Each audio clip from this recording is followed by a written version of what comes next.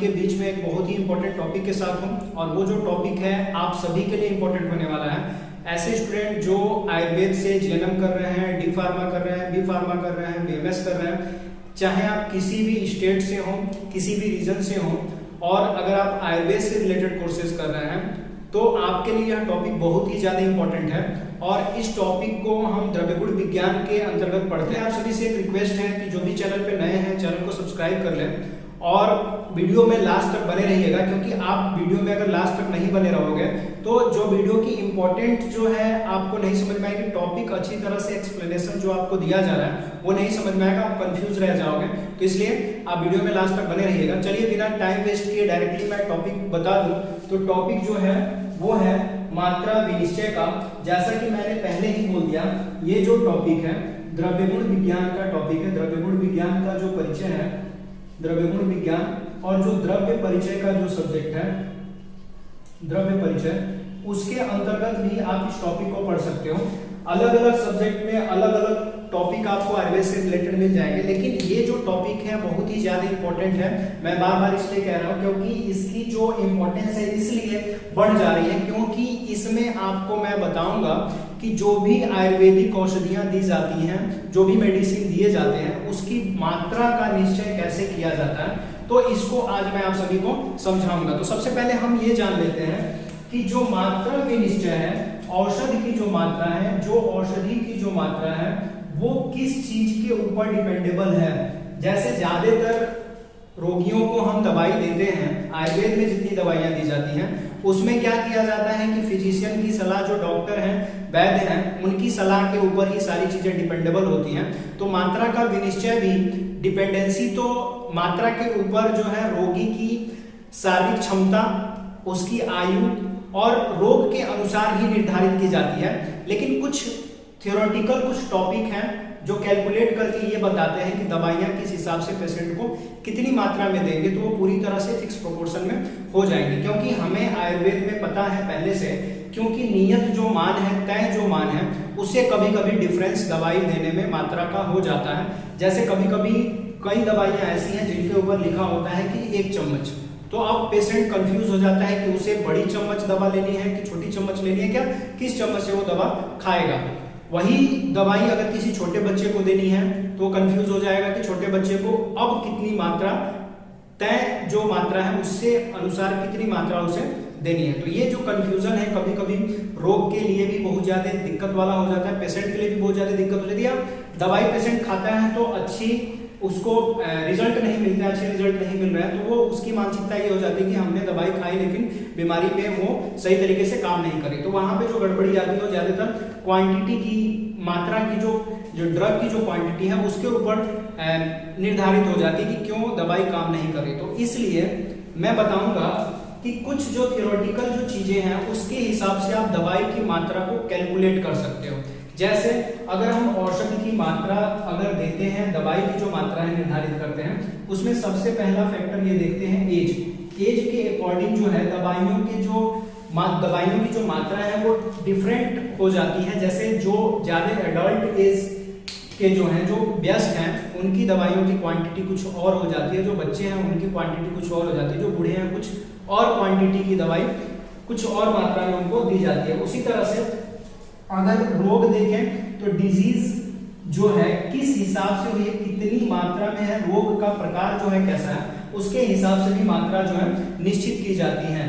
उसी के हिसाब से अगर बॉडी देखें, बॉडी स्ट्रक्चर मतलब अगर शरीर कमजोर है या शक्तिशाली है, शारीरिक क्षमता किस हिसाब से, उसके हिसाब से भी हम दवाई को तय करते हैं। लेकिन ये सभी चीजें जो हैं अगर हम देख भी लें तब भी जाकर दवाई की मात्रा को हम फिक्स प्रोपोर्शन में नहीं दे सकते। तो इसलिए मैं आप सभी को 3 चीजें बताने वाला हूँ, 3 फार्मूले हैं जो ड्रग की क्वांटिटी को कैलकुलेट करेंगे एज के अकॉर्डिंग, कि एज के अकॉर्डिंग अगर हमें दवाई देनी है आयु के अनुसार, तो किसी भी पेशेंट को आयु के अंतर्गत हम किस हिसाब से दवाई देंगे और उसमें गलती न हो। तो उसके लिए मैं बता दूं, तो बात करते हैं पहले फार्मूले की। पहले फार्मूले को कैसे आपको इस फार्मूले में रख करके दवा की क्वांटिटी का फिक्स प्रोपोर्शन पता चलेगा। तो फार्मूला है आपका, आयु को भाग दे देंगे आयु से और इसमें जोड़ देंगे 12। ये है आपका फार्मूला। इसमें आप अगर दवा की क्वांटिटी फिक्स करेंगे, जो मात्रा आपकी आएगी वो व्यस्त की तय मात्रा के अनुसार हो जाएगी। मान लीजिए अगर एग्जाम्पल के तौर पे रखते हैं, किसी 2 वर्ष की आयु के बच्चे को अगर हमें दवाई देनी है और व्यस्त की मात्रा आपको पहले से पता है, तो आप सिंपली कर सकते हो, 2 से 2 को भाग दे देंगे प्लस 12 जोड़ देंगे, तो निकल के क्या आएगा 12 2 14, मतलब कि 2/14 निकल के आ रहा है। अगर काट देंगे तो ये निकल के आएगा 1/7। तो ये जो मात्रा है वो पूर्ण मात्रा का जो भाग है ये है। पूर्ण मात्रा जो है व्यस्त की अगर मात्रा अगर बताई जा रही है 20 मिलीग्राम के बराबर या 20 ग्राम के बराबर अगर बताई जा रही है, तो व्यस्त की मात्रा का 1/7वां भाग जो है वो 2 साल के बच्चे को दवाई देनी है। ये परफेक्ट मात्रा है जो यंग्स फार्मूले के हिसाब से निकल करके आ रही है। जो यंग्स फार्मूला है उसमें मैं एक बार और आपको एक्सप्लेन कर दूं कि आयु का भाग देंगे, आयु से उसमें 12 जोड़ देना है। और उदाहरण के तौर पर मैंने 2 साल के बच्चे का उदाहरण लिया है, जिसमें 2 से 2 को भाग दे करके 12 जोड़ देना है और निकल के आती है पूरी मात्रा 1/7, जो कि पूर्ण मात्रा का 1/7वां भाग है। अगर परफेक्ट मात्रा निकालनी है 20 ग्राम पे अगर निकालेंगे 1/7 गुणे 20 हो जाएगा, मतलब कि 20/7 जो है निकल के आ रहा है। और अगर पूरी परफेक्ट तरीके से पूरा कैलकुलेशन अगर करेंगे तो 7 से 20 को भाग के लगभग ये चीजें निकल के आ रही हैं कि इतना ग्राम के लगभग आपको जो है 2 साल के बच्चे को ये दवा देनी है। तो ये फार्मूला हो गया, ये तो बात हो गई यंग्स फार्मूले की। अब बात कर लेते हैं कॉलिंग्स फार्मूले की। जैसा कि मैंने पहले बताया यंग्स फार्मूला, तो यंग्स फार्मूले में मैंने बता दिया कि आयु को आयु से भाग देना प्लस 12 उसमें जोड़ देना है। 12 जोड़ करके जो आपका भागफल आएगा, जो आपका पार्ट निकल करके आएगा, जो भाग निकल करके आएगा, वो पूर्ण भाग की मात्रा के अनुसार आप निर्धारित करोगे कि हमें किस हिसाब से बच्चे को दवा देनी है। अब कॉलिंग्स जो फार्मूला है वो ये बताता है कि जो आयु है, आयु में आपको जोड़ देना है +1 और कर देना है भाग 24 से, मतलब कि आयु में 1 जोड़ेंगे और 24 से भाग दे देंगे। ये फार्मूला है। अगर एग्जाम्पल के तौर पर अगर देखें तो किसी की आयु अगर 4 वर्ष की है और उसको दवाई देना अगर हमें निकालना है कि 4 वर्ष के बच्चे की व्यस्त के दवा के अनुसार कितनी मात्रा अगर देनी है, तो हम यहाँ पे सिंपली कर सकते हैं कि 4 को 1 से प्लस करेंगे और 24 नीचे 24 से भाग दे देंगे, तो ये आपका निकल के आएगा 5/24। तो 5/24वां भाग जो है वह व्यस्त के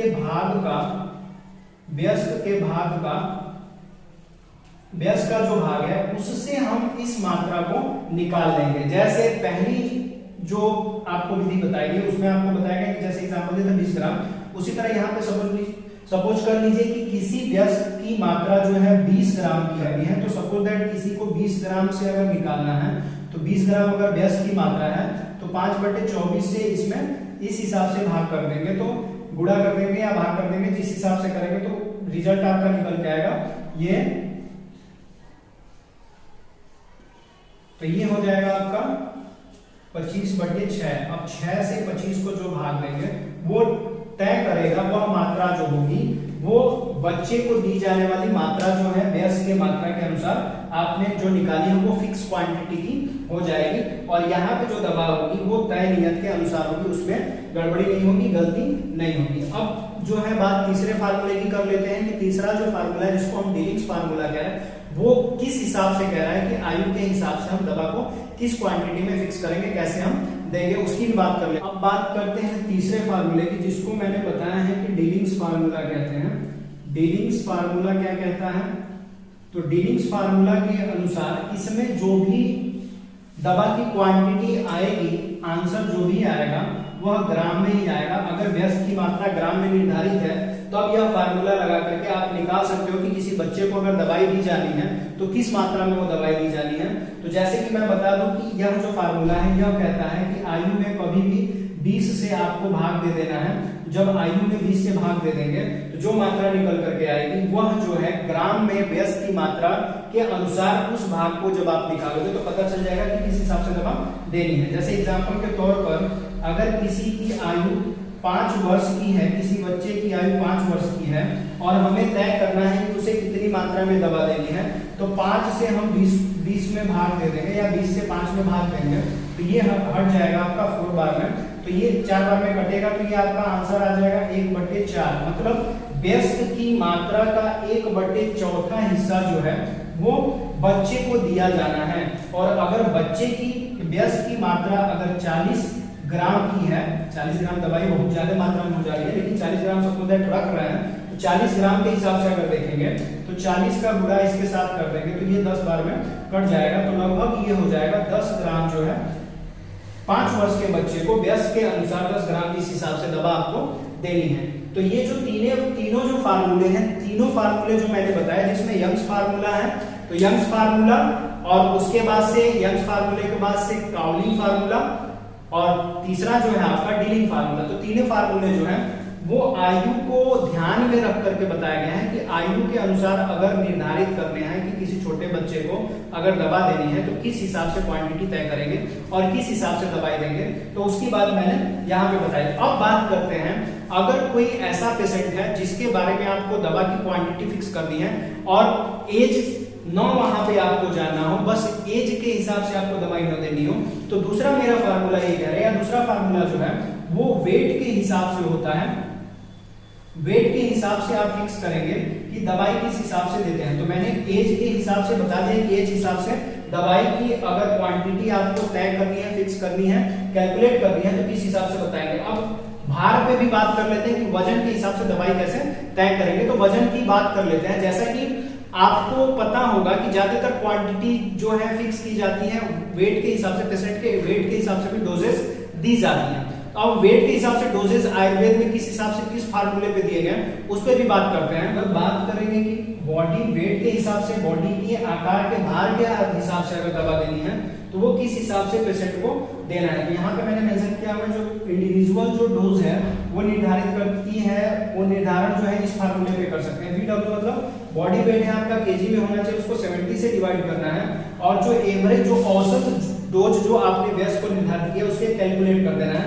अभी इसको देख लेते, बताया कि जो वेट है, वेट के हिसाब से जो डोज की क्वांटिटी है उसको कैलकुलेट किस हिसाब से करेंगे। तो सबसे पहले आपको दिमाग में ये रखना है कि यहाँ पे एज कोई फैक्टर नहीं रख रही है, यहाँ पे वेट ही फैक्टर है। तो वेट आपको केजी में लिखना है और केजी में वेट लिखने के बाद से आपको 70 से उसको डिवाइड करना है और जो एडल्ट की एवरेज डोज है, एडल्ट की एवरेज जो डोज है उसके साथ आपको मल्टीप्लाई कर देना है, तब जाके आपका रिजल्ट निकल के आएगा कि कितनी क्वांटिटी में आपको दवा देनी है पेशेंट को। तो मैं यहाँ पे एक एग्जांपल आपको बता दूं कि जो BW मैंने लिखा है वो बॉडी वेट को ही दिखा रहा है। तो केजी में वेट अगर समझ लीजिए किसी भी पेशेंट का, कोई बच्चा ही है, तो उसका जो वेट है अगर 25 केजी का है तो उसको 70 से डिवाइड कर देंगे। तो 25 को 70 से डिवाइड करेंगे और एवरेज एडल्ट की डोज अगर रखी गई है, अगर एवरेज एडल्ट की डोज जो है वो 10 ग्राम की है, तो इस हिसाब से फार्मूले पे हमने इसको रख दिया है। अब आप इस फार्मूले के हिसाब से कैलकुलेशन आराम से कर सकते हो। अगर देखेंगे तो जो भाग है वो 25/7 निकल करके आ रहा है और 25/7 को अगर हम कैलकुलेट करेंगे तो 7 से 25 में भाग दे देंगे तो इस हिसाब से निकल करके आएगा।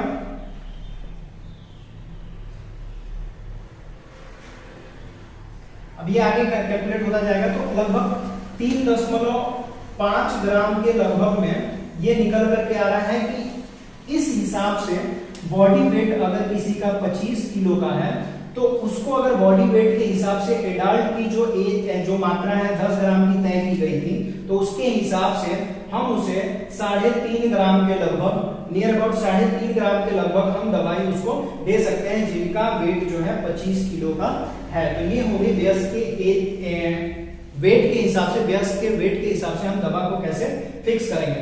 तो यहाँ पे मैंने मात्रा विनिश्चय के अंतर्गत आपको 2 चीजें ध्यान में रख करके बताएं कि दवा का जो निर्धारण है, मात्रा का जो निर्धारण है किस हिसाब से करते हैं। तो अगर कैलकुलेशन के अकॉर्डिंग अगर आप दवा पेशेंट को प्रोवाइड करते हो तो उसमें गलती होने के चांसेस बहुत ज्यादा कम हो जाते हैं और इस तरह से मात्रा का विनिश्चय हो जाता है, जिससे अगर दवाई पेशेंट को देंगे तो मात्रा बढ़ेगी भी नहीं, घटेगी भी नहीं और दवा जो है पेशेंट के ऊपर अच्छी तरीके से काम करेगी। तो यहाँ पे 2 चीजें मैंने फैक्टर बताई, एक तो एज और दूसरा वेट। तो एज के हिसाब से मैंने 3 फार्मूले बताए, जिसमें एम्स फार्मूला था, कॉलिंग्स फार्मूला था और डीलिंग्स फार्मूला था, जिसमें आपको अच्छी तरीके से मैंने एग्जाम्पल के साथ समझा दिया। और यहाँ पे वेट के हिसाब से मैंने बताया आपको, तो वेट के हिसाब से इंडिविजुअल डोज मैंने निकालने के लिए बताया फार्मूला, बीडब्ल्यू और केजी को डिवाइड करना था 70 से, और आपको एवरेज एडल्ट डोज जो है पता होनी चाहिए, तब जाके आप कैलकुलेशन में निकाल सकते हो कि कितना, किस वेट के हिसाब से, किस वेट का जो पेशेंट है उसको कितनी मात्रा में दवा एडल्ट के डोज के अकॉर्डिंग आपको कैसे देनी है।